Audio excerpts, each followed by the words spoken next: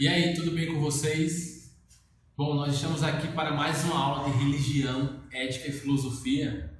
Eu separei esse momento de hoje para nós trabalharmos um pouco na correção da nossa atividade, que ficou aí proposta na última aula. Então, por favor, peguem aí todo o material de vocês, livros, cadernos, rascunhos, canetas, abre o livro aí na página 411 e vem comigo aqui porque nós vamos agora trabalhar em cima dessa correção da atividade. Bom, na página 411 nós vamos ter aí 3 questões que foram propostas dentro do conteúdo que nós estudamos nas últimas aulas.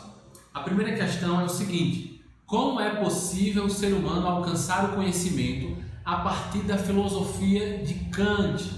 Então, nós vamos tentar aí analisar um pouco o método kantiano e explicar aqui essas 2 questões.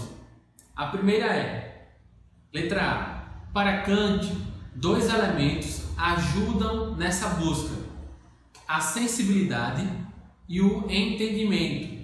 Explique-os. Então, a proposta aqui na primeira questão, na primeira letra do número 1, é que vocês expliquem a respeito dessa relação entre o mundo sensível e o mundo inteligível, sensibilidade e entendimento.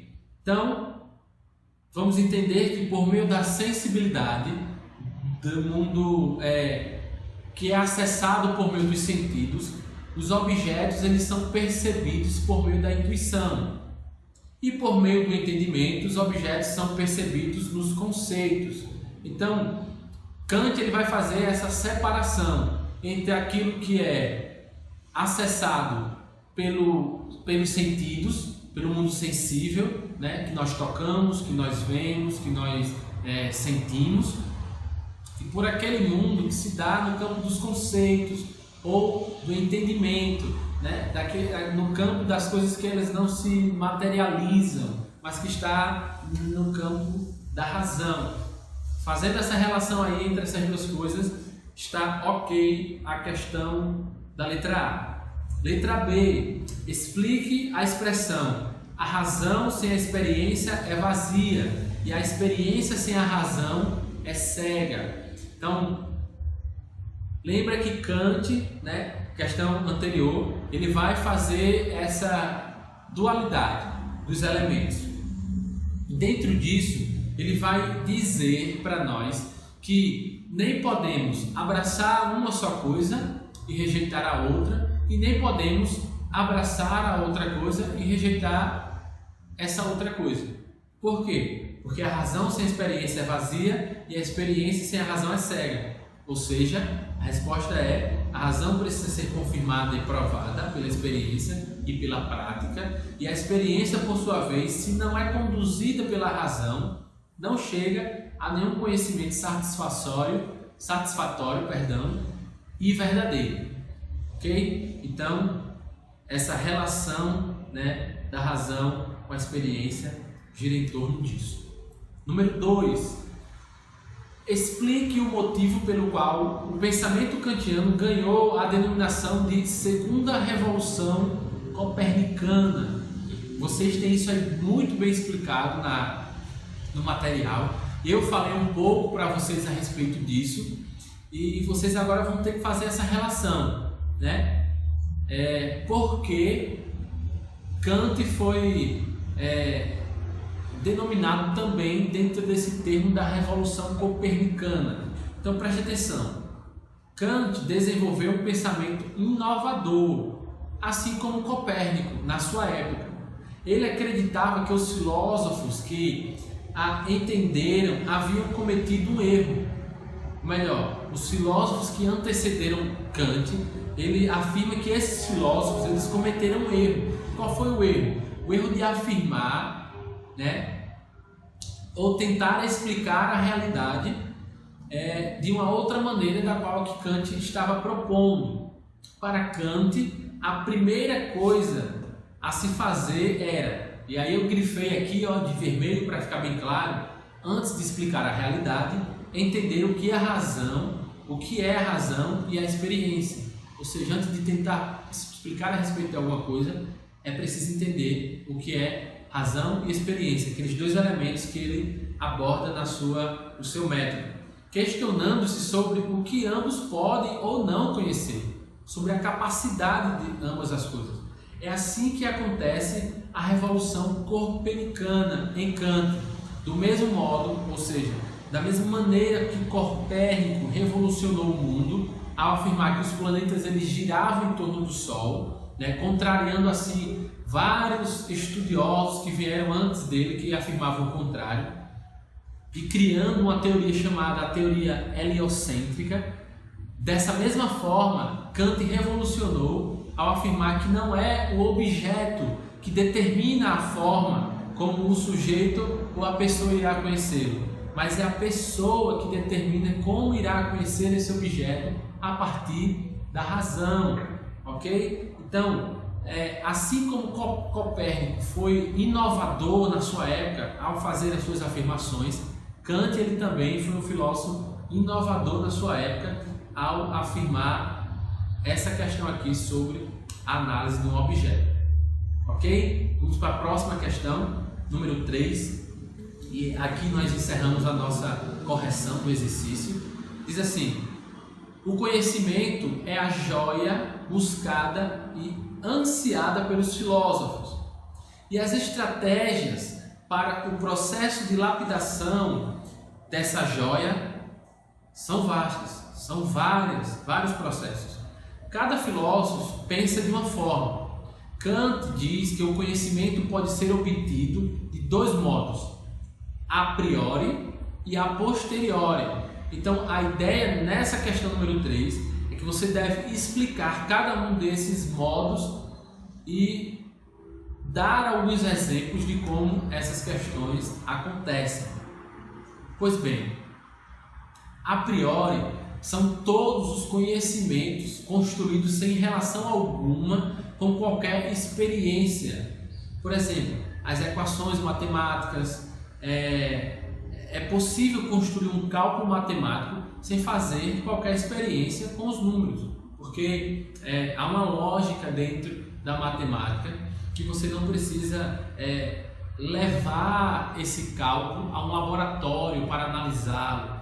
Então, era a isso que o Kant chamava de a priori. O conhecimento a posteriori são aqueles que, ao contrário do a priori, necessitam de uma experiência ou têm com ela alguma relação. Por exemplo, as leis da física, elas necessitam de testes práticos para serem comprovados. Elas necessitam de observações, elas necessitam de exemplos concretos para que se comprovem aquilo que está sendo afirmado. Era a isso que o Kant chamava de conhecimento a posteriori. Alguma dúvida? Se não há dúvidas, ou se há dúvidas, vocês deixam no comentário. Se não há dúvida, eu vou ficar feliz, porque eu penso que estamos alcançando os nossos objetivos com as aulas e vocês estão conseguindo compreender. Olha, se não há dúvida, é porque vocês entenderam o conteúdo. Mas antes ainda de nós encerrarmos esse nosso momento de hoje, eu quero refletir com vocês acerca de algumas questões importantes na filosofia, uma vez que nós estamos encerrando o nosso primeiro conteúdo, o nosso primeiro bimestre. A reflexão gira em torno do seguinte: o que há de comum em todas as maneiras de pensamento que nós temos tratado durante esse bimestre? Ou poderíamos perguntar, o que há de comum na maioria dos filósofos que nós temos estudado e que vocês vão continuar ainda estudando pelo resto da vida acadêmica de vocês, no ensino médio, na faculdade? O que é que há de comum no pensamento desses filósofos?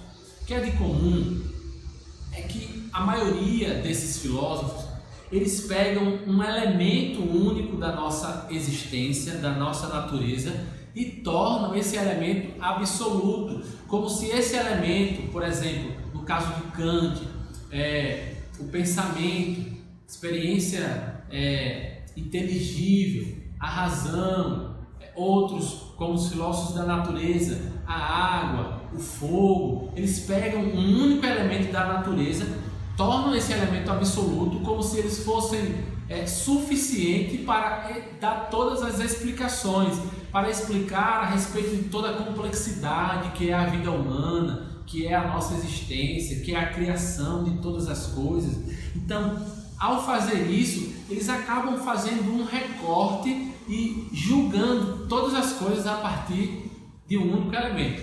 Vamos usar aqui, por exemplo, o raciocínio, ou a razão, o pensamento. Eles cortam a razão, o pensamento, um elemento que é importante no ser humano, mas ao cortar esse elemento e utilizá-lo unicamente para julgar todas as coisas, eles acabam cometendo erro, porque eles acabam colocando esse elemento ou o pensamento num lugar muito alto do qual ele foi criado, não para ser colocado nessa posição. Por quê?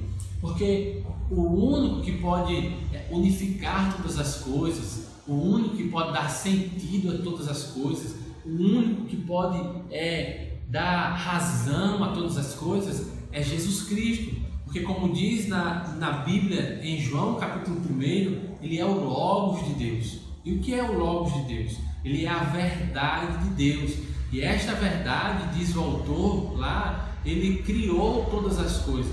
Ou por meio dele, de Jesus Cristo, foram criadas todas as coisas. Ainda outros autores na Bíblia vai dizer que esse Jesus, ele não é só o criador de todas as coisas. Ele não só criou todas as coisas, como também ele as sustenta. Ele é o sustentador de todas as coisas. Todas as coisas não foram criadas por ele e elas só existem por causa dele. Ou seja, nele, em Jesus, tudo subsiste. Então, nós não podemos pegar um elemento só da nossa existência para querer explicar todas as coisas. Qual é o problema disso? Qual é o problema de fazer esse recorte de um elemento só e torná-lo absoluto, capaz de dar todas as explicações? O problema é que há coisas que nós não podemos conhecer através da razão. Há coisas que nós não podemos conhecer somente a partir de uma compreensão inteligível das coisas. Deus, ele se revelou para nós, fora de nós, por exemplo, a partir de um texto, a partir de proposições bíblicas. Então, nós acabamos entendendo que o homem, ele não é só razão, ele não é só um ser racional, ele também é um ser que tem um coração, e o coração, ele não é só a sede dos pensamentos, mas também ele é a sede das emoções, dos sentimentos. O coração é, sobretudo, como diz um filósofo contemporâneo e cristão, um dispositivo religioso. O que significa ser o coração um dispositivo religioso? Significa que tudo na nossa existência é processado dentro do nosso coração, que não é só razão, mas também que é emoção, que também é sentimental. E quando nós recortamos um único elemento e tornamos esse elemento absoluto para explicar todas as coisas, nós acabamos colocando esse elemento no lugar de Deus, que é aquele que dá coerência e sentido para todas as coisas, porque é o seu Criador e é o seu sustentador. Então, à medida que nós vamos falando aqui nas nossas aulas sobre esses filósofos, vocês precisam ter isso em mente, para que a gente não possa acabar colocando a filosofia no lugar alto demais do qual ela não foi colocada. Lembre-se, ela é importante dentro daquilo pelo qual ela foi criada. Bom, pessoal, espero que vocês tenham compreendido, espero que vocês estejam focando muito aí nos estudos de vocês, mesmo estando em casa, e espero também que brevemente possamos nos encontrar em sala de aula. Obrigado pela atenção de vocês e até a próxima aula.